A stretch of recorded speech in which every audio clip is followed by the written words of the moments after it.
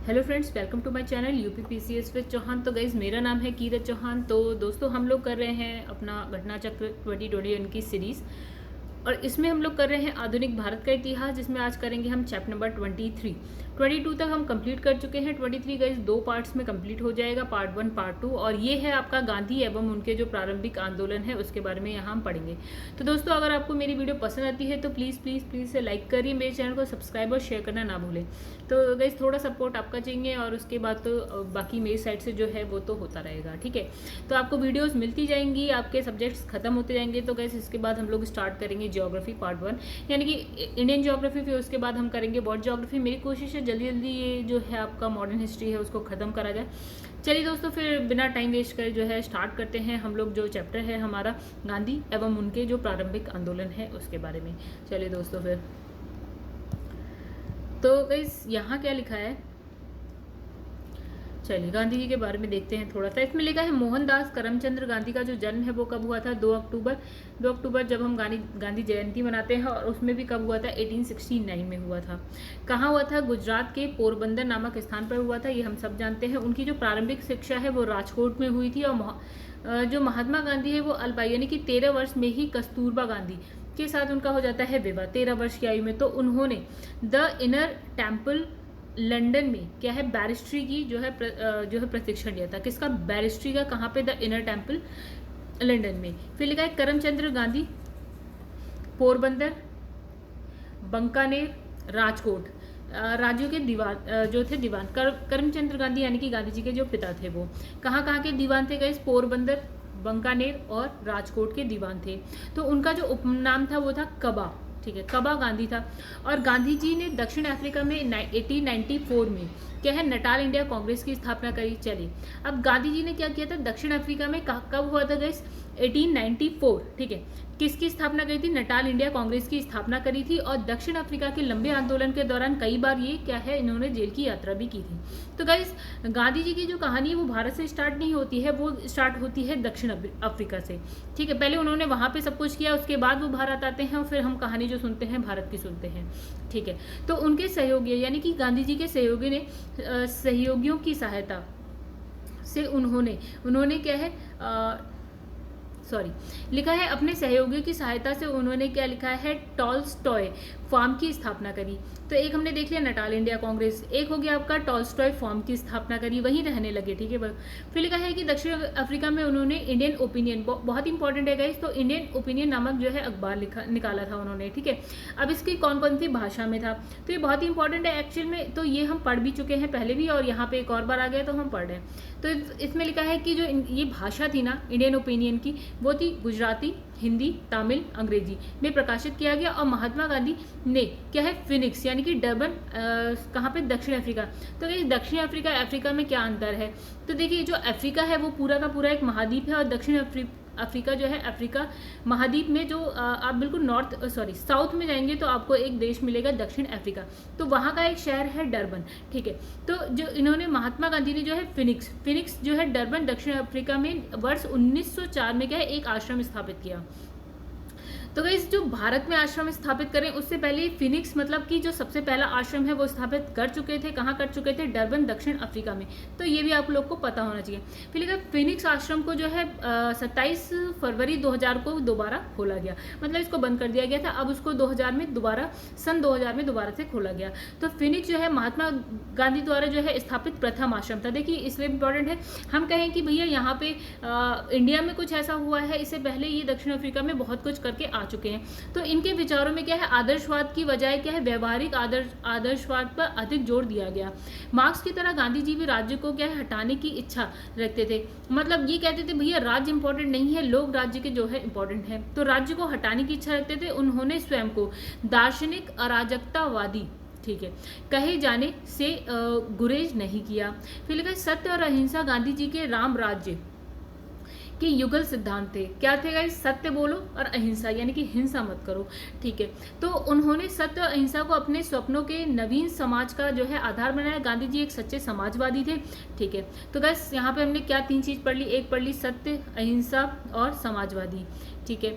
फिर लिखा है कि वे व्यक्ति के हित के साथ साथ समाज के हित का भी ध्यान रखते थे, मतलब खाली एक व्यक्ति का नहीं, पूरे समाज का।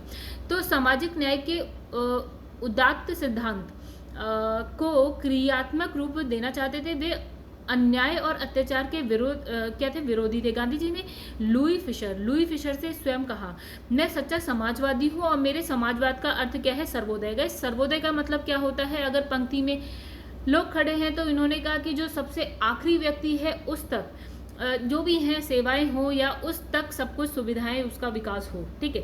तो सर्वोदय यानी कि सभी का विकास, राइट, सभी का उदय, सभी का विकास। वो पंक्ति में खड़े सबसे आखिरी व्यक्ति जो गरीब है या कुछ भी, ठीक है, तो उस तक का विकास, उस तक का उदय, ठीक है। ये गांधी जी का था सर्वोदय, ठीक है। तो गांधी जी के समाजवाद में क्या है? मार्क्सवाद की झलक मिलती है। तो गाइस कहाँ क्या है? गांधी जी का है गांधीवाद कह लीजिए और मार्क्सवाद कह लीजिए, तो काफी झलक मिलती है मार्क्सवाद की इनके समाजवाद में। किसके? गांधी जी के। तो लिखा है गांधी जी जो है श्रम को असाधारण महत्व देते थे। तो वे इस सिद्धांत को क्रियात्मक रूप देना चाहते थे और प्रत्येक से उनके जो है सामर्थ्य के अनुसार काम लिया जाए और प्रत्येक को आवश्यकता अनुसार जो है पारिश्रमिक दिया जाए। गांधी जी मार्क्सवादियों की भांति क्या है? भावी आदर्श व्यवस्था में राज्य की सत्ता नहीं मानते थे, राज्य की सत्ता को वो नहीं मानते थे, ठीक है। तो गांधी जी स्वयं कहते थे कि मैं उसी समाज को सुलझाने में लगा हूँ जो कि वैज्ञानिक समाजवाद के सामने है। अतः गांधी जी को समाजवादियों में एक व्यक्तिवादी और समाजवादियों में एक मार्क्सवादी कहा जाता था। तो ये लाइन बहुत इंपॉर्टेंट है गाइस, कि गांधी जी को जो है समाजवादियों में एक व्यक्तिवादी और समाजवादियों में मार्क्सवादी कहा जाता था। आगे बढ़ते हैं। इसमें लिखा है गांधी जी की सत्याग्रह, ठीक है। सत्याग्रह रणनीति में हड़ताल को सबसे अंतिम स्थान दिया गया। मतलब जैसे लोग क्या करते हैं, उनकी बातें नहीं मानी जाती हैं तो वो क्या करने लगते हैं? हड़ताल करने लगते हैं। तो गांधी जी कहते हैं यार हड़ताल करो, लेकिन वो आपकी लिस्ट में सबसे नीचे होना चाहिए। मतलब आपकी बातें कोई सुन नहीं रहा है, उसका कोई परिणाम नहीं निकल रहा है, तो हड़ताल करो, लेकिन सबसे लास्ट में करो, जब आपके पास कोई ऑप्शन ना बचे तब। जबकि उपवास को गांधी जी सबसे जो है अधिक प्रभावकारी जो है अस्त्र मानते थे। उन्होंने कहा उपवास, जैसे कि आज आप देखते हैं अन्ना हजारे, ठीक है, तो उन्होंने जब हमने देखा था राजघाट दिल्ली में जब उन्होंने किया था, तो उपवास यानी कि खाना खाना ही छोड़ दो। ऐसे आपने देखा था जब आंध्र प्रदेश राज्य का जो है गठन हुआ था गाइस, वहाँ पे भी कुछ ऐसे ही आपको देखने को मिला। गांधी जी भी यही काम करते थे, ठीक है। तो गांधी जी ने कई बार ऐसा किया, अभी हम आगे सारा पढ़ेंगे। तो उन्होंने जो है अग्निबाण कहा, किसको? उपवास को, ठीक है। अनशन जो तो गांधी जी ने भी किया है। देखिए अभी लेटेस्ट में हम अन्ना हजारे को कह सकते हैं। आंध्र प्रदेश जो सबसे पहला जो राज्य बना था जब भाषा के आधार पे, तो उसमें भी किया गया था, यही किया गया था, ठीक है। तो इसको इन्होंने कहा कि भाई सबसे मतलब इन्होंने कहा अग्निबाण है, ठीक है। तो गांधी जी के सत्याग्रह, तो लिखा है गांधी जी के सत्याग्रह के सिद्धांत में क्या? सत्याग्रही का उद्देश्य क्या है? शत्रु को देखिए वो कहते थे भैया आप शत्रु को पराजित मत करो, ठीक है। अब क्या करो? उनका जो हृदय है उसको परिवर्तित करो, यानी कि अगर वो क्रूर है तो कुछ करो कि उसका जो हृदय है बड़ा ही सॉफ्ट हो जाए, नर्म हो जाए, राइट, ठीक है। वो लोगों के प्रति जो है दयालु हो जाए, ऐसा कुछ वो कहते थे, हृदय परिवर्तन, ठीक है। तो ये वर्ड, ये जो है लाइन हम बहुत सुनी हुई है हमारी, ठीक है। तो इसमें लिखा है एक कार्य सत्याग्रही यह कार्य सत्याग्रही अपने ऊपर क्या है? कष्ट झेलकर करता था। गांधी जी ने परिवार नियोजन हेतु क्या है सर्वोत्तम उपाय क्या बताया? जो है नियंत्रण। इन्होंने कहा था परिवार नियोजन के देखे बहुत तरीके, लेकिन गांधी जी कहते थे सेल्फ कंट्रोल, ठीक है। तो गांधी जी जो है 24 वर्ष की उम्र में क्या है 1893 में एक गुजराती व्यापारी दादा अब्दुल्ला के मुकदमा लड़ने के लिए कहाँ पहुंचते हैं? डरबन। देखिए डरबन साउथ अफ्रीका पहुंचते हैं। तो गांधी जी कब जो है साउथ अफ्रीका 1893 में जाते हैं। एक गुजराती व्यापारी होता है जिनका नाम है दादा अब्दुल्ला, ठीक है। इन्होंने जो है गांधी जी को अपना मुकदमा लड़ने के लिए साउथ अफ्रीका यानी कि डरबन में बुलाया था, ठीक है। तो लिखा है वह अफ्रीका में लगभग 21 वर्ष तक रहे और भारत देखिए कब आते हैं। देखिए कब जाते हैं? 1893 में जो है अफ्रीका जाते हैं और 1915 में ही भारत में वापस लौट के आते हैं। कौन? गांधी जी, ठीक है। तो लिखा है जनता ने बड़ी गर्मजोशी से उनका स्वागत किया था, ठीक है। तो दक्षिण अफ्रीका में उनके संघर्षों और उनकी सफलताओं ने उन्हें भारत में अधिक लोकप्रिय बना दिया था। ठीक है, मतलब जो पहली सफलता थी ना, जिसकी वजह से वो पॉपुलर हो गए थे, बहुत नोन हो गए थे, लोग जानने लगे थे, तो वो थी सारी दक्षिण अफ्रीका की उनकी सफलता। ठीक है, जब 1915 में आते हैं तो लोगों ने उनका स्वागत किया बहुत ही गर्मजोशी से। तो लिखा है कि भारत आने पर उनका जो है संपर्क किससे हुआ, जो उनके राजनीतिक गुरु थे गोपाल कृष्ण गोखले थे, वो भी वही कहते थे भैया अहिंसा में विश्वास रखो, हिंसा में विश्वास नहीं रखो, और जो उनने कहा कि जो है साधन और साध्य की पवित्रता। तो गाइस ये सारी चीज़ें जो गांधी जी ने किससे ली थी, आपकी गोपाल कृष्ण गोखले से ली थी। ठीक है, उनका भी यही, उनकी भी विचारधारा सेम थी, इसलिए वो उनके क्या थे, राजनीतिक गुरु थे। तो उनके प्रभाव में आकर उन्होंने अपने को भारत की सक्रिय राजनीति से जोड़ा। ठीक है, तो लिखा है महात्मा गांधी सर्वप्रथम क्या है 1901 में आयोजित कांग्रेस का कलकत्ता अधिवेशन होता है, उसमें भाग लेते हैं। मतलब देखिए गांधी जी आते 1915 में है, लेकिन उससे पहले भी वो भारत आए हैं, ऐसा है ही नहीं कि वो भारत में आए ही नहीं है। लेकिन हाँ, उसके बाद जब 1915 में आते हैं उसके बाद वो भारत से जाते नहीं है। ठीक है, तब वो भारत में जो है सक्रिय रूप से अपना जो भी कार्यक्रम है वो चलाते हैं। तो 1901 में वो भारत आए थे, उस वक्त कलकत्ता अधिवेशन था कांग्रेस का, तो उसमें उन्होंने भाग लिया था। अगर ये पूछा जाए कि गांधी जी का जो पहला कांग्रेस अधिवेशन है वो कौन सा था जिसमें उन्होंने भाग लिया था, तो गाइस 1901 में हुआ था। बहुत लोग कहीं कंफ्यूज हो जाते हैं कि गांधी जी तो 1915 में आए थे, तो 1901 वाला हो ही नहीं सकता ऑप्शन, तो ये याद रखिएगा। तो इस अधिवेशन में गांधी जी का दक्षिण अफ्रीका पर प्रस्ताव भी पारित हुआ था। ठीक है, तो इस अधिवेशन की अध्यक्षता कौन कर रहे थे, ये भी बहुत इंपॉर्टेंट होगी कि गांधी जी का जो पहला कांग्रेस का अधिवेशन था तो उसमें उन्होंने भाग लिया था, तो ऑब्वियसली उसमें ये पूछा जाएगा कि उसकी अध्यक्षता कौन कर रहे थे। तो 3-4 चीजें होती हैं गाइस।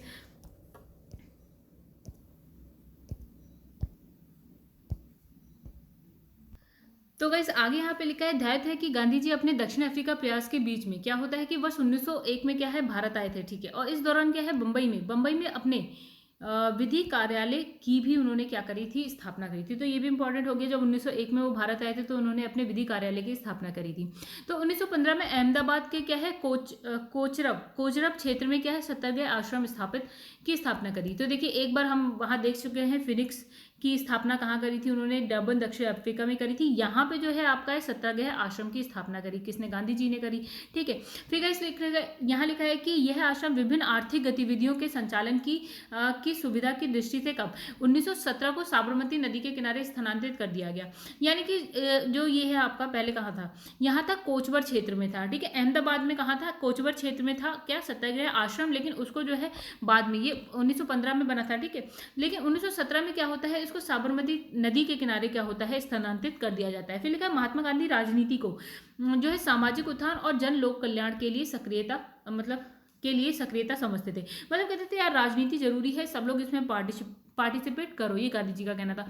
अब राजनीति का मतलब ये नहीं कि नेता बन जाओ और अपना जो है कि कुछ भी करो। ठीक है, उन्होंने कहा ये जरूरी है क्योंकि इससे क्या होगा, सामाजिक उत्थान होगा एक, दूसरा उन्होंने कहा जन कल्याण भी होगा। ठीक है, तो लोग अगर इसको पॉजिटिव वे में ले तो ये होता है। ठीक है, अब लिखा इसके संबंध में गांधी जी के द्वारा क्या है सर्वाधिक महत्वपूर्ण सुझाव राजनीति के क्षेत्र में क्या है सत्ता के विकेंद्रीकरण का दिया गया। देखिए गाइस एक होता है सत्ता का केंद्रीकरण, एक होता है सत्ता का विकेंद्रीकरण। देखिए केंद्रीकरण की अगर हम बात करें तो ये कह दिया जाए कि जो सारी शक्ति है एक ही जगह पे है, एक ही व्यक्ति के पास है, तो वो हो गया मतलब देश की जितनी भी शक्तियां हैं या जितने भी विषय होते हैं हम देखते हैं राज्य सूची में, आपकी राज्य सूची में है, आपकी केंद्र सूची में। ठीक है, और एक होती है समवर्ती सूची। तो इसके जितने भी विषय अगर आप सिर्फ और सिर्फ सेंट्रल को दे दें तो ये कह दिया जाएगा सत्ता का केंद्रीकरण।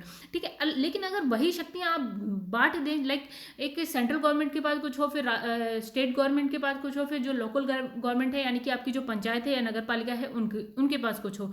ठीक है, तो इसको हम बोलते हैं विकेंद्रीकरण, शक्तियों को आपने बांट दिया है। ठीक है, तो सत्ता का विकेंद्रीकरण ऐसा ये जो सुझाव दिया था ये किसने दिया था, गांधी जी ने दिया था। फिर लिखा विकेंद्रीकरण सत्ता से उनका तात्पर्य था क्या था, इन्होंने कहा कि ग्राम पंचायत को अपने गांव के प्रबंधन और जो प्रशासन है प्रशासित करने के लिए सक्रिय करना। मतलब वो जो हम कहते हैं ना कि जो पंचायत है तो वो गांधीवादी विचारधारा है, जो पंचायत का कॉन्सेप्ट आया था वो गांधी जी ने कहा था। तो इसको हमने किस में डाला था गाइस, जब हमारा संविधान बनता है तो उसमें हम जो है कि आपका किस में आता है, आपका राज्य के नीति निर्देशक तत्व में आता है आपका पंचायत, तो वो है आर्टिकल 40। ठीक है, तो उसके बाद क्या होता है 92 में, यानी कि 1992 में 73 74 जो अमेंडमेंट होता है उसके बाद आपकी क्या आ जाती है, ग्राम पंचायत भी मतलब पंचायत भी आ जाती है और नगर पालिका भी आ जाती है। ठीक है, ये किसकी विचारधारा थी, ये थी गांधी जी की, कि उन्होंने कहा यार नीचे से नीचे लेवल पे आप पंचायत को दो अधिकार कि वो जो है अपने आसपास के क्षेत्र की क्या करे विकास।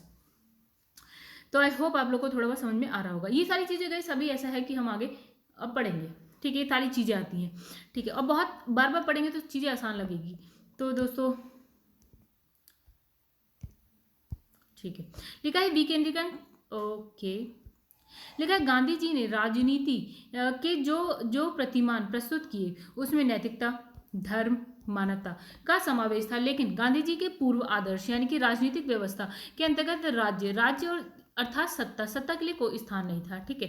तो इनके लिए स्थान किस चीज का था? नैतिकता होनी चाहिए लोगों में, धर्म और मानवता, ये तो है, लेकिन इन्होंने कहा कि राज्य और सत्ता है, इसका कोई स्थान नहीं है। वे राजविहीन समाज की स्थापना करना चाहते थे, मतलब इन्होंने कहा भैया राज्य नहीं होना चाहिए। राज्य का मतलब है गई, जैसे हम कहते हैं ना, राज्य का मतलब ये नहीं है, राज्य का मतलब है सरकार हो गई, ठीक है। तो सारी शक्तियां उनके पास रहेंगी, ऐसा नहीं है। इन्होंने कहा शक्तियों को लोगों में बांट दो। देखा गांधी जी द्वारा क्या है, आपका दक्षिण अफ्रीका में किए गए संघर्षों को क्या बोला जाता था? निष्क्रिय प्रतिरोध नाम दिया गया, बहुत ही इंपॉर्टेंट, ठीक है। तो परंतु बाद में गांधी जी ने निष्क्रिय प्रतिरोध के स्थान पे क्या यूज किया? सत्याग्रह। तो पहले नाम क्या दिया गया था? निष्क्रिय प्रतिरोध, उसके बाद आता है सत्याग्रह, ठीक है गाइस। इसमें क्या होता है कि हिंसा नहीं होती है, ठीक है। फिर लिखा है यहाँ पे भारतीय स्वतंत्रता को प्राप्त करने के लिए उनका सर्वाधिक प्रयोग किया गया, किसका? निष्क्रिय प्रतिरोध, या बाद में हमने इसको कहा सत्याग्रह का प्रयोग किया गया। फिर लिखा है कि हालांकि गांधी जी ने सत्याग्रह और निष्क्रिय प्रतिरोध में क्या है अंतर किया है। इन्होंने कहा भाई ये दोनों अलग अलग हैं, देखते हैं कैसे, ठीक है। निष्क्रिय प्रतिरोध जो है एक राजनीतिक अस्त्र है, ठीक है, जबकि जो सत्याग्रह है वो एक नैतिक शक्ति है, यानी कि एक राजनीतिक अस्त्र है और दूसरा जो है नैतिक शक्ति है। फिर लिखा है सत्याग्रह का शाब्दिक अर्थ देखिए क्या है, यहाँ पे लिखा है सत्य को मानकर किसी वस्तु के लिए जो है आग्रह करना, और सत्य अहिंसा से उत्पन्न होने वाला बल, ठीक है। तो मतलब सत्य को मानिए और किसी वस्तु के लिए आग्रह करिए। गांधी जी ने भारत के स्वतंत्रता संग्राम के दौरान वर्ष 1917 में क्या है, चंपारण बिहार में सत्याग्रह प्रारंभ किया था। देखिएगा अब ये स्टार्ट, अगर हम बात करें कि सत्याग्रह प्रारंभ कहाँ से हुआ था गांधी जी के द्वारा, तो 1917 में चंपारण बिहार में एक सत्याग्रह प्रारंभ किया था उन्होंने। आइएगा इस कहानी सुनते हैं क्या है, ठीक है। कहाँ पे? चंपारण बिहार में 1917। तो ये हम पढ़ चुके हैं गाइस, कहीं ना कहीं तो पढ़ ही चुके हैं। तो यहाँ लिखा है कि गांधी जी का भारत में पहला जो सफल सत्याग्रह था कौन सा? ये जो चंपारण बिहार वाला था। तो लिखा है गांधी जी ने जो है विदेशी वस्तुओं को नष्ट करने को राष्ट्र के आत्मसम्मान से जोड़ते हुए कहा कि विदेशी वस्त्रों की बर्बादी ही उनके साथ जो है सर्वोत्तम व्यवहार है, ठीक है। तो यहाँ पे उन्होंने कहा क्या? उन्होंने कहा विदेशी वस्तुओं की बर्बादी ही उनके साथ सर्वोत्तम। देखिए वो चाहते थे आत्मनिर्भरता, राइट। जैसे आजकल आपने सुना था जब 2020 की बात हो रही थी, लॉकडाउन की बात थी, तो मोदी जी ने बोला था आत्मनिर्भर भारत का मतलब आत्मनिर्भर भारत बनाना, यानी कि आप विदेशी चीज़ों पर जो डिपेंडेंसी है उसको खत्म करिए, चाहे अपने जो कुटीर उद्योग है यानी कि छोटे छोटे उद्योग है उस पे डिपेंडेंट होइए, वो चीज़ें खरीदिए, उनको समर्थन करिए, ठीक है। तो यहाँ पे भी गांधी जी का भी कुछ ऐसा ही कहना था, विदेशी वस्तुओं की बर्बादी ही उनका सर्वोत्तम व्यवहार है,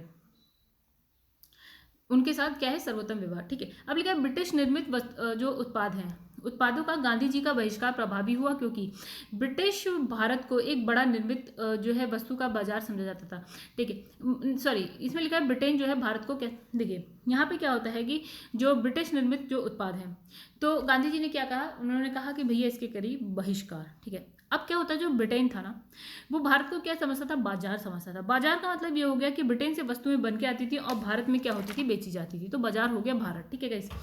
तो यहाँ पे लिखा गांधी जी के विदेशी वस्तुओं के बहिष्कार के कारण क्या है, देशी वस्तुओं के उत्पादन और जो है बिक्री में काफी प्रोत्साहन होगा। जब आप विदेशी वस्तुएं नहीं लेंगे तो ऑब्वियसली हम देशी वस्तुएं लेंगे, तो उनकी बिक्री, उनका उत्पादन, उसमें वृद्धि होगी। तो गांधी जी ने अपने दक्षिण अफ्रीका प्रवास के दौरान क्या है, जॉन रस्किन की एक पुस्तक थी, क्या नाम था?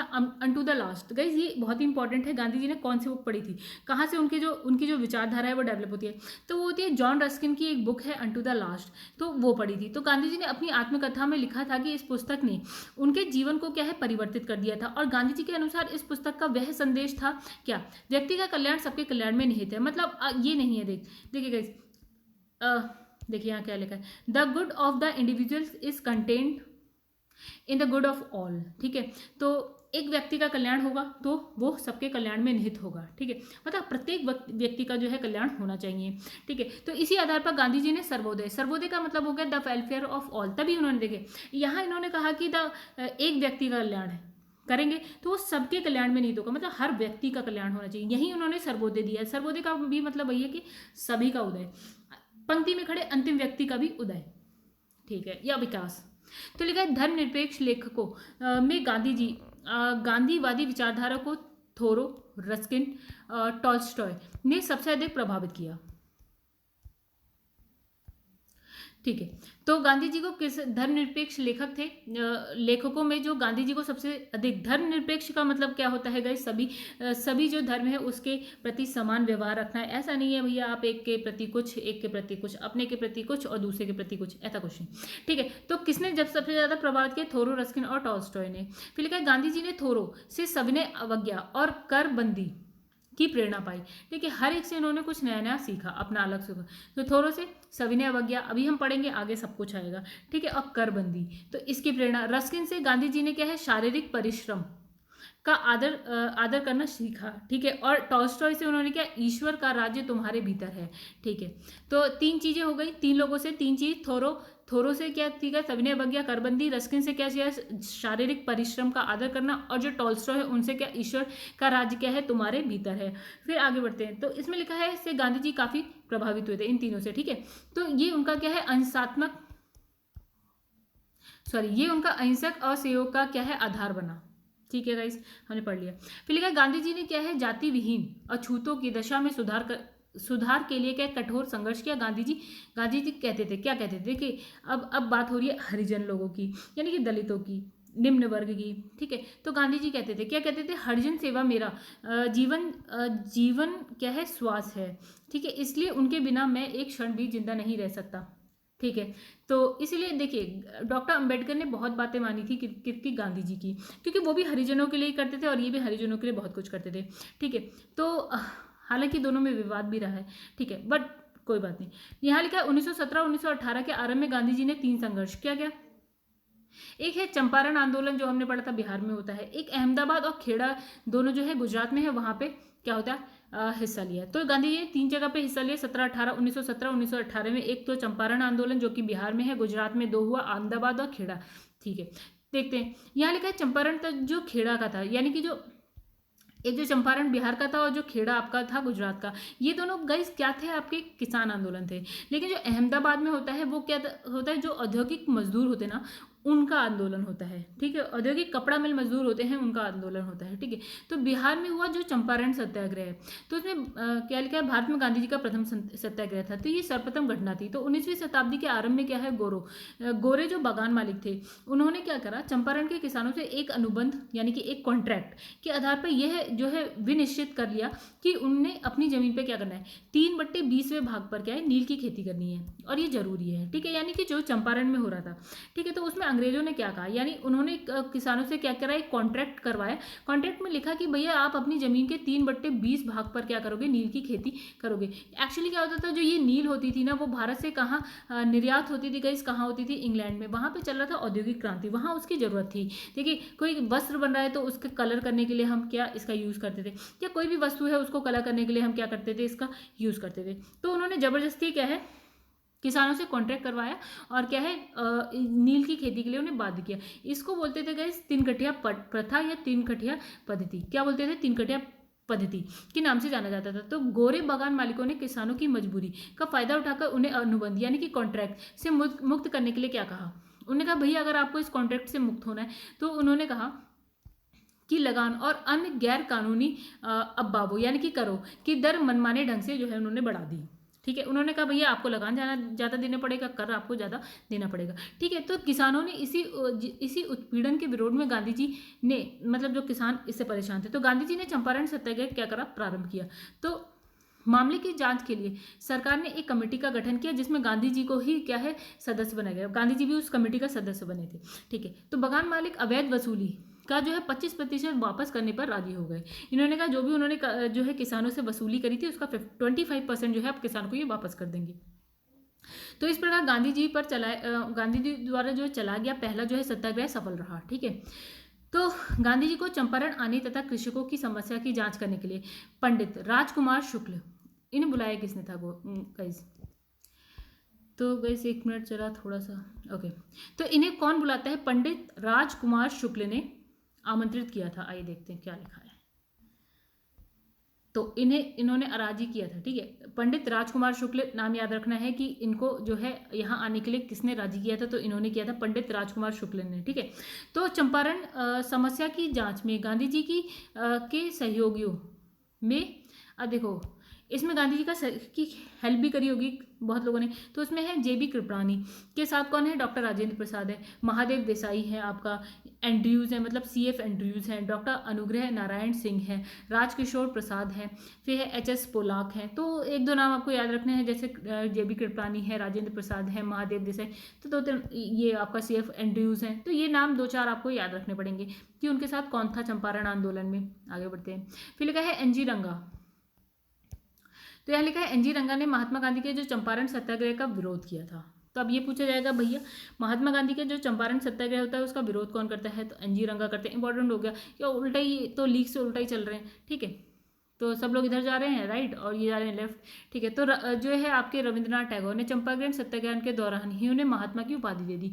अब ये इंपॉर्टेंट है, तो जो गांधी जी का नाम तो मोहनदास करमचंद गांधी था, लेकिन उनको महात्मा गांधी क्यों कहा जाने लगा, तो यहीं पर जो होता है चंपारण सत्याग्रह होता है, उसके बाद रविंद्रनाथ टैगोर का आते हैं, वो कहते हैं भैया अब आप महात्मा हैं, तो इनको महात्मा की उपाधि मिल गई यहाँ पे। तो चंपारण सत्याग्रह के बाद क्या होता है, गांधी जी का अगला जो प्रयोग है वो 1918 में अहमदाबाद की कॉटन मिल मालिक और जो है मजदूरों में प्लेग बोनस को लेकर विवाद में हस्तक्षेप करने पे। अब आते हैं हम लोग कहाँ, गुजरात पहुँच जाते हैं। गई बिहार से पहुँचो गुजरात, ठीक है। 1918 में हम बिहार से गुजरात पहुँचे हैं और यहाँ पे क्या होता है कि एक मिल होती है कॉटन मिल, तो उसमें मालिक और मजदूरों के बीच में हो जाता है गड़बड़, ठीक है। एक्चुअली क्या होता है, यहाँ प्लेग बोनस मिलना होता है मजदूरों को, जो कि मालिक देना नहीं देते हैं, ठीक है, या कम देते हैं, ठीक है। देखते हैं क्या है कहानी।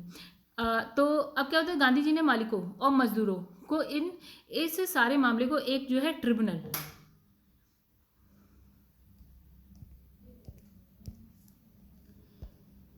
ओके, तो गाइस यहाँ पे क्या ट्रिब्यूनल को सौंप दिया, जो हिंदी में हम इसको बोलते हैं अधिकरण, ठीक है। तो अधिकरण गाइस आप लोग जानते होंगे, अगर आपने थोड़ा सा पॉलिटी पढ़ी होगी, तो अधिकरण क्या होता है, जैसे आपकी अदालत ही होती है, बहुत छोटे लेवल पे होती है, किसी एक मामले के लिए बना दी जाती है, तो अस्थायी भी होती है गाइस, स्थायी भी होती है, ठीक है। तो एक अस्थायी ट्रिब्यूनल बना दिया गया, उस मामले को क्या है उस ट्रिब्यूनल को सौंप दिया गया। अब क्या होता है, तो लेकिन बाद में क्या होता है, मालिकों ने 20% बोनस देने की घोषणा की और इसे क्या है स्वीकार न करने पर मजदूरों की नौकरी से निकालने की धमकी दी, ठीक है। तो इन्होंने कहा 20% बोनस देने के लिए, ठीक है। और अगर आप इसे इनकार करते हो भैया हमें 20% नहीं इससे ज़्यादा चाहिए, तो मजदूरों को क्या है नौकरी से निकालने की धमकी दे दी। तो मालिकों के इस व्यवहार को उन्होंने गंभीरता से लिया और मजदूरों को हड़ताल पर जाने को कहा। फिर लिखा है कि मजदूरों का उत्साह बढ़ाने और संघर्ष तेज करने के लिए उन्होंने खुद जो है अनशन पर बैठने की फैसला किया। किन्होंने, गांधी जी ने। तो गांधी जी ने कहा हड़ताल करो, बट ये आपकी लिस्ट में सबसे आखिरी ऑप्शन होना चाहिए, ठीक है। तो लिखा है इनके अनशन का जो है मालिकों पर असर पड़ा और वे सारे मामले को ट्रिब्यूनल को सौंपने को राजी हो गए। और बाद में ट्रिब्यूनल जो है उन्होंने कहा कि 35% जो 30 वो देखिए मालिक क्या कहते थे 20% देंगे, लेकिन अब ट्रिब्यूनल कह रहे हैं 35% बोनस देने का फैसला किया। अब 1918 में क्या होता है, तो गाइस दो जगह का हो गया, एक चंपारण का हो गया, हमारा अहमदाबाद का भी हो गया, ठीक है। अब हम आते हैं खेड़ा पे, तो अब वही है गुजरात में ही है हम और आगे बढ़ जाते हैं, अहमदाबाद से हम पहुंच गए खेड़ा। तो यहाँ लिखा है 1918 में क्या है, खेड़ा में किसानों की जो है फसल हो जाती है नष्ट, और उसके बाद सरकार ने क्या करा, जो लगान है उस पर बिल्कुल भी छूट नहीं दी। मतलब सपोज आज भी लगान के 100 रुपये ले रहे हैं और यहाँ पे फसल सारी नष्ट हो गई है किसानों की तो आमदनी ही उसी से होती है, और उसके बाद भी क्या है फसल नष्ट, आमदनी जीरो, अभी भी लगान आप 100 ही रुपये दो, कैसे दो। तो इसमें लिखा है भू राजस्व उगाही स्थगित नहीं की गई, ठीक है। आगे इसमें लिखा है इसी मुद्दे पर क्या होता है, महात्मा गांधी ने खेड़ा के किसानों के पक्ष में सत्याग्रह संगठित किया। तो लिखा है जुलाई 19 ओके महात्मा गांधी को, अब यहाँ पे क्या होता है, महात्मा गांधी को सर्वप्रथम क्या बोला गया, राष्ट्रपिता किसने बोला गया, सुभाष चंद्र बोस ने। देखिए रविन्द्रनाथ टैगोर, जब हम चंपारण की बात कर रहे थे तो रविन्द्रनाथ टैगोर ने उनको क्या कहा था, महात्मा की उपाधि दी थी, ठीक है। तो जब हम चंपारण देख रहे थे, चंपारण बिहार में जो सत्याग्रह होता तब, ठीक है। अब यहाँ जो खेड़ा में है, खेड़ा में इनको बोल दिया गया राष्ट्रपिता, तो किसने बोला, सुभाष चंद्र बोस। वहाँ किसने बोला था, रविन्द्रनाथ टैगोर ने बोला था, यहाँ सुभाष चंद्र बोस ने बोला, वहाँ महात्मा की उपाधि, यहाँ राष्ट्रपिता की उपाधि, वहाँ चंपारण आंदोलन, यहाँ खेड़ा आंदोलन, राइट। आगे बढ़ते हैं।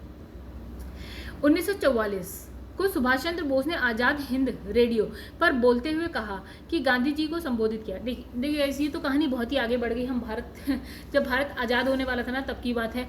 तो सुभाष चंद्र बोस की कहानी है, वो इस वक्त होते हैं आपका जो अभी का आपका कौन सा एरिया हो गया आपका, मलेशिया वाला एरिया है, ठीक है, जो नॉर्थ साउथ ईस्ट एशिया में है आपका मलेशिया, जो आपका फिलीपींस और ये वाली जगह नहीं है, इंडोनेशिया वाली, तो वहाँ की कहानी है। तो वहाँ पे होते हैं सुभाष चंद्र बोस, वहाँ पे उन्होंने उनका था एक आज़ाद हिंद रेडियो। तो उसमें अब वो क्या होते हैं, भारत की ओर चढ़ाई करने वाले होते हैं। एक्चुअली वो भारत होते हैं, भारत से बाहर होते हैं, तो वो भारत की तरफ आते हैं अंग्रेजों की तरफ चढ़ाई करने के लिए, ठीक है। तो आज़ाद हिंद फौज में गांधी जी को संबोधित करते हुए उन्होंने क्या कहा, भारत की स्वाधीनता का आखिरी युद्ध शुरू हो चुका है, ठीक है। 1944 की बात है, 47 में तो भारत आज़ाद हो ही जाता है। तो इन्होंने कहा कि भारत की स्वाधीनता है उसका आखिरी युद्ध शुरू हो चुका है, राष्ट्रपिता। ओके, तो भारत की मुक्ति के इस पवित्र युद्ध में हम आपका जो है आशीर्वाद और शुभकामनाएं चाहते हैं। तो गाइस ये सब हम पढ़ेंगे, जब आगे बढ़ेंगे तो हम पढ़ेंगे, सब कुछ आएगा। इसमें लिखा है नोआ खाली काल में जो है प्यारेलाल महात्मा गांधी के सचिव थे, ठीक है। तो आगे बढ़ते हैं फिर। तो कौन थे, प्यारेलाल थे, ठीक है। उनकी बहन डॉक्टर सुशीला नैयर गांधी जी की क्या है, व्यक्तिगत चिकित्सक थी, ठीक है। फिर लिखा है प्यारेलाल ने गांधी जी के दांडी मार्च में महत्वपूर्ण भूमिका अदा की थी। तो अभी दांडी मार्च भी आएगा, उसके बारे में पढ़ेंगे। जमनालाल बजाज कपड़ा व्यापारी, बैंकर, कांग्रेसी, सामाजिक कार्यकर्ता और महात्मा गांधी के निकट सहयोगी थे। तो अभी तक हमने कौन कौन से नाम पढ़ लिए, एक प्यारेलाल देख लिया गाइस हमने, डॉक्टर सुशीला नैयर देख लिया, एक जमनालाल बजाज देख लिया, ठीक है। ओके गाइस आगे बढ़ते हैं। फिर लिखा है इनका जन्म, किनका जन्म, जमनालाल बजाज। तो इनका जन्म कहाँ होता है, जयपुर का है राजस्थान में। तो जयपुर में हुआ था और उन्हें जो है वर्धा के एक धनवान जो व्यापारी हैं उन्होंने क्या किया था, गोद लिया था। अब क्या था, 1915 में गांधी जी के संपर्क में आए और जीवन भर क्या है उनके अनुयायी बन गए। अब लिखा है 30 वर्ष की अवस्था में उन्होंने भारतीय राष्ट्रीय कांग्रेस में भाग लिया था और भारत के प्रति ब्रिटिश सरकार की नीति के विरोध में क्या किया, उन्होंने राय बहादुर, ओके। तो इन्होंने क्या करा, जमनालाल बजाज ने, क्यों इंपॉर्टेंट है, इन्होंने इनके पास उपाधि थी राय बहादुर की और इसको इन्होंने त्याग दिया, ठीक है। तो ये कांग्रेस के कोषाध्यक्ष रहे, ठीक है, और गांधी जी सेवा संघ के संस्थापक भी रहे, ठीक है। तो हम जमनालाल बजाज की कहानी सुन रहे हैं गाइस यहाँ पर। चलिए आइए फिर से एक बार थोड़ा सा देख लेते हैं इनका। तो ये जमनालाल बजाज, ठीक है, कपड़ा व्यापारी, बैंकर, कांग्रेसी, जो है सामाजिक कार्यकर्ता, महात्मा गांधी के निकट सहयोगी थे, एक, ठीक है। और ये क्या धनवान व्यक्ति थे, दूसरा, ठीक है। 30 वर्ष की अवस्था में इन्होंने भारतीय राष्ट्रीय कांग्रेस की में भाग लिया, ठीक है। फिर उन्होंने क्या किया, ये इन्होंने अपनी राय बहादुर की जो उपाधि है उसको भी त्याग दिया। कांग्रेस के कोषाध्यक्ष रहे और जो है गांधी सेवा संघ के क्या है, संस्थापक है। तो ये 2-4 लाइन है इनके लिए। फिर इनमें लिखा है कि 1923 में झंडा सत्याग्रह में भाग लिया, ठीक है। तो झंडा सत्याग्रह में भाग लिया और पुनः क्या होता है, वर्ष 1930 में सविनय अवज्ञा आंदोलन के दौरान ये जेल गए। तो बहुत सारी चीज़ है इनके लिए। तो गाइस आगे भी जब हम जैसे जैसे स्टोरी पढ़ते जाएंगे तो जहाँ जहाँ इनका नाम आएगा हम देख लेंगे। फिर लिखा है चार्ल्स एंड्रयूज, ठीक है। इनको गांधी जी ने क्या बोला था, इनको बोला था दीन बंधु एंड्रयूज बोला था। ये गांधी जी को मानते भी थे और उनके साथ भी थे, ठीक है। तो इन्होंने लिखा है सेंट स्टीफन कॉलेज दिल्ली में क्या थे, जो है प्राध्यापक थे ये, ठीक है। भारतीयों से इनका गहरा लगाव था और वे हर तरह से भारतीय बनना चाहते थे। कौन, चार्ल्स एंड्रयूज, इनको बोला गया था दीनबंधु एंड्रयूज, ठीक है। तो रविन्द्रनाथ टैगोर, गोपाल कृष्ण गोखले, महात्मा गांधी से इनकी जो है घनिष्ठ संबंध थे। और दक्षिण अफ्रीका के जो फिनिक्स फॉर्म है, फिनिक्स फॉर्म में क्या होता है, गांधी जी के साथ भी रहे थे चार्ल्स एंड्रयूज। तो गांधी जी ने ही गरीबों के प्रति इनकी जो है निरंतर चिंता को देखते हुए उन्हें क्या बोला, दीन बंधु की उपाधि से सम्मानित किया था। यानी कि गांधी जी ने ही इन्होंने जो ये उपाधि है वो दीन बंधु की गांधी जी ने इन्हें दी थी। फिर एंड्रयूज ने 1925 और 1927 में ऑल इंडिया क्या लिखा है, trade union, all India trade union के अध्यक्ष भी रहे ये, ठीक है। तो लिखा है गोलमेज सम्मेलन में भाग लेने के लिए गांधी जी के साथ एक सहयोगी के रूप में ये लंदन भी गए थे। तो गाइस जब गांधी जी पहला देखिए गोलमेज सम्मेलन में कोई कांग्रेस जो है, कांग्रेस का कोई भी जो प्रतिनिधि है या कोई भी सदस्य है वो भाग नहीं लेता है, दूसरे सदस्य में गांधी जी जाते हैं कांग्रेस की तरफ से, उनके साथ कौन जा रहा है, ये जा रहे हैं चार्ल्स एंड्रयूज भी गए थे, ठीक है। लिखा है गांधी जी छत्तीसगढ़ में, तो छत्तीसगढ़ में महात्मा गांधी का प्रथम जो आगमन है कब हुआ था, 1920 को रायपुर स्थित जो है धमतारी में हुआ था। और इसके अतिरिक्त वे नवंबर में भी वहां आए थे, कहाँ, छत्तीसगढ़ में आए थे, ठीक है।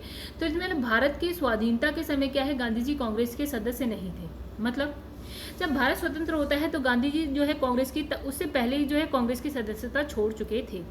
1934 में गांधी जी ने कांग्रेस से इस्तीफा दे दिया था। देखिए 1934 में ही दे दिया था, मतलब कुछ 12-13 साल पहले ही, भारत के स्वतंत्र होने के 12-13-14 साल पहले ही इन्होंने इस्तीफा दे दिया था। वे फिर कांग्रेस के औपचारिक रूप से सदस्य नहीं रहे, तथापि राजनीतिक परिदृश्य पर उनका क्या है, शक्तिशाली मार्गदर्शी प्रभाव छाया हुआ था। मतलब ये नहीं था कि कांग्रेस ने उनको बिल्कुल ही छोड़ दिया था, लेकिन उनसे राय लेते रहते थे, ठीक है, मतलब उनको तभी मानता था कांग्रेस, ठीक है। फिर इसमें लिखा है गांधी जी ने वर्ष 1903 में जॉन्सबर्ग में अपनी लॉ फर्म स्थापित की थी और 1910 तक रहे, ठीक है, वहाँ पे, ठीक है। अब गांधी जी ने अपनी लॉ फर्म में क्या है ट्रस्टीशिप के सिद्धांत को लागू किया। तो गांधी जी का विचार था क्या, प्रत्येक देश की अर्थव्यवस्था, वहाँ की जलवायु, वहाँ की भूमि और वहाँ के निवासियों के स्वभाव को ध्यान में रखते हुए निश्चित की जाती है, ठीक है। क्या है यहाँ पे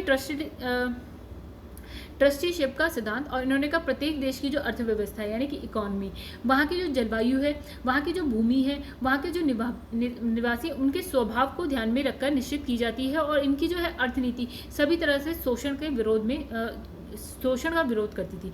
किन की अर्थनीति? गांधी जी की। तो चाहे वे शोषण देश के भीतर एक वर्ग द्वारा दूसरे वर्ग का हो रहा हो या बाहर से हो रहा हो, हर तरह का शोषण उसके विरोधी थे। कौन? गांधी जी। तो गांधी जी इसको दूर करने के लिए ऐसी प्रणाली कायम करना चाहते थे जिससे व्यक्ति अपने मौलिक प्रयत्नों के द्वारा क्या है, स्वतंत्र वातावरण में श्रम और कार्य कर सके। तो इसके लिए क्या है, वे स्वदेशी उद्योगों का पुनरुद्धार करना चाहते थे ताकि लोगों को पर्याप्त भोजन मिल सके और वे भूख से पीड़ित ना हो। इसके लिए क्या है, गांधी जी ने कुटीर उद्योग, जैसे कि कुटीर उद्योग पे भी बहुत उन्होंने बल दिया है, ठीक है। और यही हुआ था जो 2020 में लॉकडाउन के समय जो है प्रधानमंत्री जो है हमारे, उन्होंने बोला था कि आत्मनिर्भर भारत की बात करी थी, तो वहाँ पे भी क्या कहा था, जो कुटीर उद्योग है उस पर बल दिया जाए। तो यहाँ पे जैसे कि कुटीर उद्योग क्या, जैसे छोटे छोटे उद्योग होते हैं जो एक कमरे एक घर में स्टार्ट हो सकते हैं, जो गरीब इंसान भी बहुत ही आसानी से थोड़ा सा ही लोन लेके भी शुरू कर सकता है चाहे तो, ठीक है। तो यहाँ पे लिखा है जैसे गुड़ बनाना हो गया, घास कूटना हो गया, तेल पेरना हो गया, कागज बनाना हो गया, चमड़े का काम करना, ये सारी चीज़ें, माचिस बनाना हो गया, गाइस पापड़ बनाना, ये था अचार बनाना, ये सारी चीज़ें कुटीर उद्योग में आ जाती हैं। तो इससे गांधी जी का मानना था कि गरीबों और शोषितों का आर्थिक और सामाजिक जो है सुधार में मदद मिलेगी। लिखा है कि यहाँ पे 1848 यानी कि 30 जनवरी 1848 को नाथूराम गोडसे ने गांधी जी को गोली मार दी थी। तो ये सब हम जानते हैं, ठीक है। कब गोली मारी थी? 30 जनवरी 1948 में मारी थी। 47 में हमारा भारत आज़ाद हो जाता है अगस्त में, तो सितंबर, अक्टूबर, नवंबर, दिसंबर 4-5 महीने, और उसके बाद नाथूराम गोडसे ने उनको गोली मार दी। तो उनकी मृत्यु पर क्या, भारत के तात्कालिक प्रधानमंत्री, उस वक्त जो भारत में प्रधानमंत्री थे वो थे पंडित जवाहरलाल नेहरू। तो उन्होंने क्या कहा, उन्होंने कहा कि हमारे जीवन से प्रकाश चला गया है, हमारे चतुर्दिक जो है अंधकार ही अंधकार है, मतलब हमारे चारों तरफ अंधकार ही अंधकार है। मैं नहीं समझ पा रहा हूँ कि आपसे क्या कहूँ और कैसे कहूँ। राष्ट्रपिता जिन्हें हम प्यार से बापू कहते थे, हमारे बीच नहीं रहे, ठीक है। तो इन्होंने ये ऐसा भाषण दिया था रेडियो पे, ठीक है, मतलब उन्होंने भाषण दिया था, ठीक है। किसने? पंडित जवाहरलाल नेहरू ने कहा था। तो दोस्तों यहाँ पे जो हमारे नोट्स हैं वो हो जाते हैं खत्म, ठीक है। आगे अब हम जो है देखिए, इसमें कुछ 80 के राउंड क्वेश्चन है, जिसमें से हम 20 क्वेश्चन अभी कर लेते हैं, बाकी के जो 60 क्वेश्चन है वो हम अगली वीडियो में करेंगे, और हमारी जो नेक्स्ट जो पार्ट रहेगा उसमें हमारा जो है कंप्लीट हो जाएगा, ठीक है। तो थोड़े से मतलब ये 10 मिनट की और वीडियो बनेगी और उसके बाद ये खत्म हो जाएगी। तो पहले कहा है कि करमचंद्र गांधी दीवान थे। कहाँ कहाँ के थे गाइस? तो देखिए, एक तो थे वो पोरबंदर के, करमचंद्र गांधी देखिए गांधी जी के पिता थे, ठीक है। पोरबंदर, राजकोट और क्या है बंकानेर, यहाँ के दीवान थे, और जो है गांधी जी के पिता थे उनका जो उपनाम था वो क्या है, कबा गांधी था। चलिए 20 क्वेश्चन हम करेंगे, इससे ज़्यादा नहीं करेंगे, फिर नेक्स्ट वीडियो में हम आते हैं। लिखा है निम्न में से किस कॉलेज में गांधी जी ने पढ़ाई की थी? तो गाइस कहाँ करी? तो इन्होंने करी थी ओके। तो लिखा है महात्मा गांधी भारत के स्वतंत्रता आंदोलन के प्रथम प्रमुख नेता थे। इनकी प्रारंभिक शिक्षा कहाँ से हुई थी? पोरबंदर से संपन्न हुई थी। कहाँ से? पोरबंदर से। उन्होंने हाई स्कूल की जो शिक्षा है राजकोट स्थित क्या है एल्फ्रेड हाई स्कूल से प्रारंभ की थी, और इनके उपरांत क्या उन्होंने भावनगर स्थित क्या है श्यामल दास आर्ट कॉलेज में अपना नामांकन कराया था। इसके उपरांत क्या यूनिवर्सिटी कॉलेज लंदन में इन्होंने क्या है लॉ यानी कि विधि की पढ़ाई की थी। फिर लिखा दक्षिण अफ्रीका में रहने की अवधि में महात्मा गांधी ने निम्न में से किस पत्रिका का जो है प्रकाशन किया था? तो गाइस किसका किया था? इन्होंने इंडियन ओपिनियन का किया था, और किस किस भाषा में किया था? तो देखिए गाइस गुजराती, हिंदी, तमिल और अंग्रेजी। तो देखिए हिंदी और इंग्लिश हम मान लेते हैं, गुजराती तो वो गुजरात से थे ही, और उसके बाद तमिल।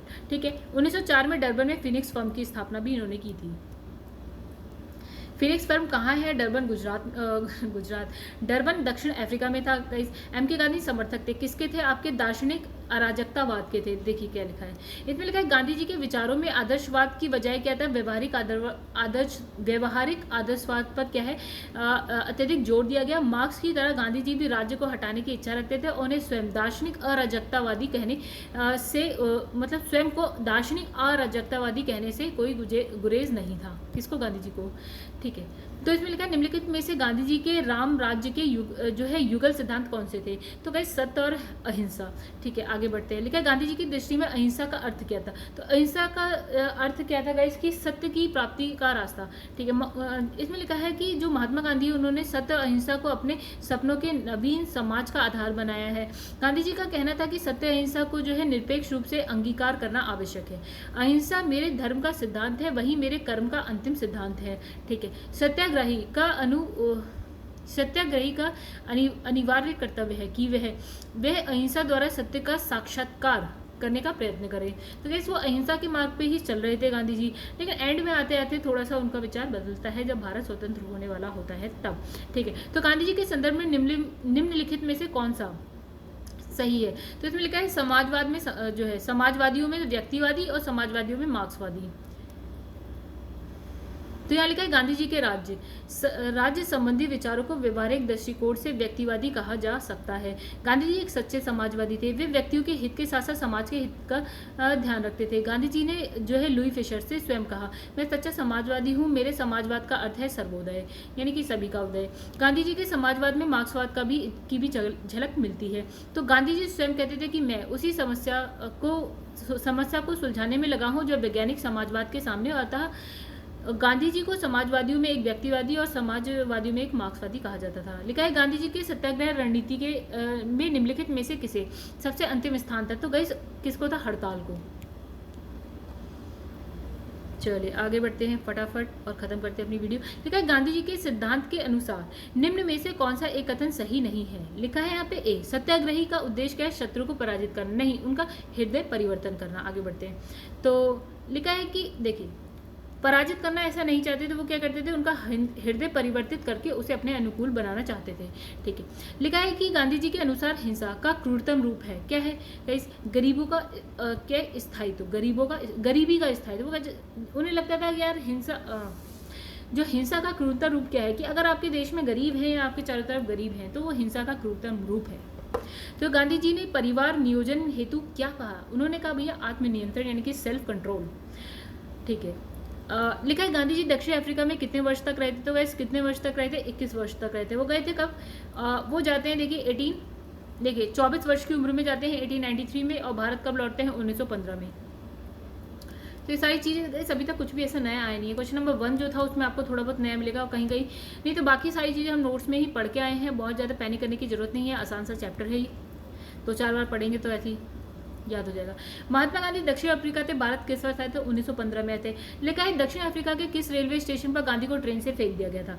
तो ये नया आ गया, ये हमने नोट्स में नहीं पढ़ा। तो देखिए कहाँ पे फेंक दिया गया था? जो है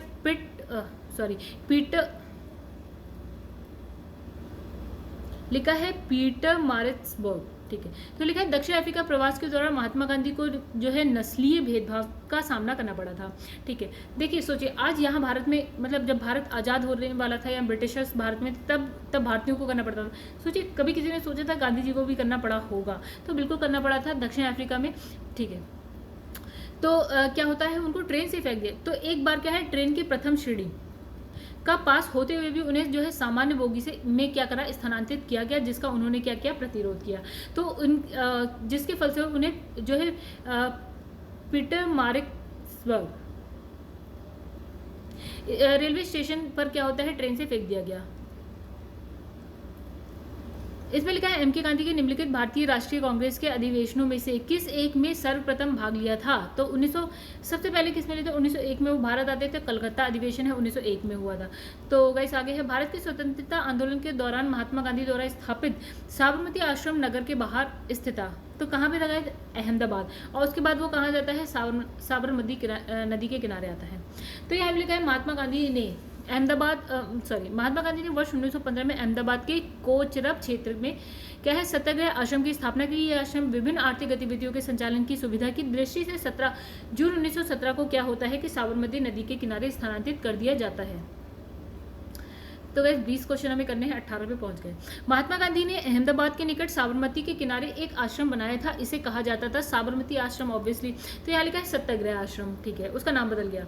ओके, तो लिखा है महात्मा गांधी की संबंध जो है निम्नलिखित आश्रमों में से सबसे पुराना कौन सा है? लिखा है साबरमती, फिनिक्स, वर्धा और क्या है सदाकर। तो गाइस जो फिनिक्स होता है ना दक्षिण अफ्रीका में पहले ही स्थापित हो जाता है, ठीक है, तो वो पहला था।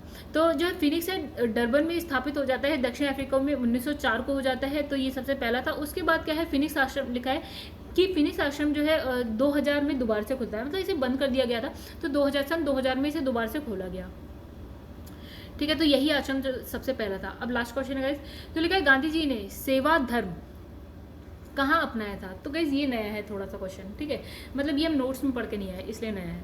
लिखा है कि दक्षिण अफ्रीका में प्रवास के दौरान महात्मा गांधी ने एक पारसी